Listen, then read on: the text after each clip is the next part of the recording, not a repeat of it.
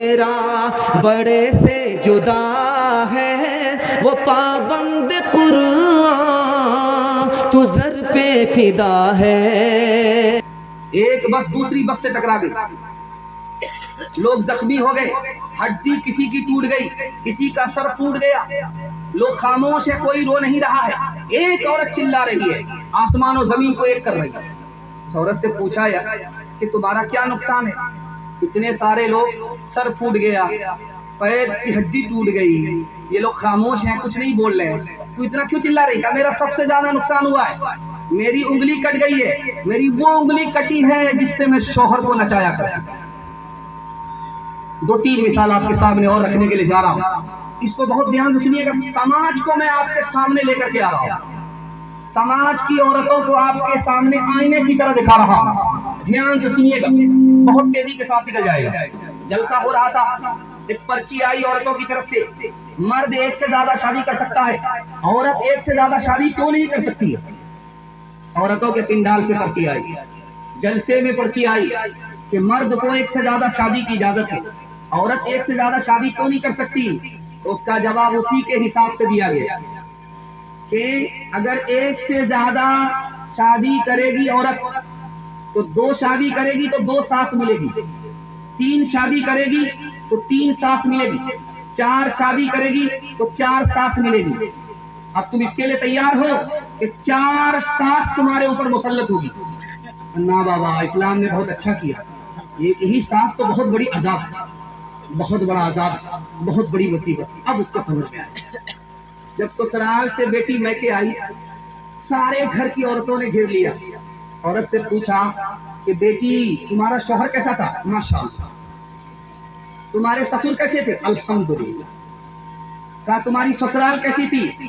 تو بہت اچھا، سبحان اللہ۔ اب پوچھا کہ تمہاری ساس کیسی تھی؟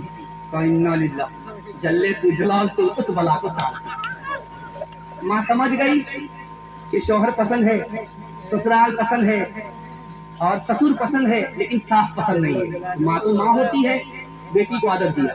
اب بیٹی ایک بات بتاؤ، تم کو سب پسند ہے، ساس پسند نہیں ہے، ایک بات بتاؤ، تم کو میکے سے جو سسرال لے گئی تھی کون لے گئی تھی؟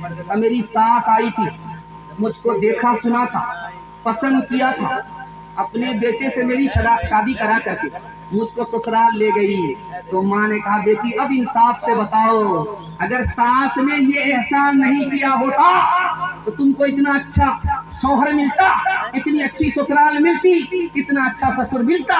نہیں ملتا۔ اب بیٹی کو سمجھ میں آیا کہ ساس بلا نہیں ہوتی ہے، ماں سے زیادہ ہوتی ہے یا ماں کے برابر ہوتی ہے۔ 2 مثال دے رہا ہوں، پیغام ختم کر رہا ہوں، اور دعا کرتا ہوں اللہ ہماری ماں اور بہنوں کی آبرو کی حفاظت فرمائے، ایمان کی حفاظت فرمائے۔ دھیان سے رکھیے گا، اس کو سنیں۔ ڈی جے کا ڈانس چل رہا تھا، ڈی جے کا ڈانس چل رہا تھا، لوگ دیکھ رہے ہیں۔ ایک آدمی اس میں بولا واہ رے لڑکی کیا ڈانس کیا۔ ایک آدمی جو بغل میں کھڑا تھا اس نے کہا کہ وہ لڑکی نہیں ہے، وہ لڑکا۔ کہا کہ سوری میڈم، غلطی ہو گئی، اب میں میڈم نہیں ہوں، میں اسی لڑکے کا باپ۔ دوسری مثال آ رہی ہے، دھیان سے سنیے۔ لندن میں سینما ہال میں فلم دکھایا جا رہا، ٹکٹ کٹا کر کے بہت ساری عورت بیٹھ گئی اپنے یار کے ساتھ، بیٹھی ہوئی ہے۔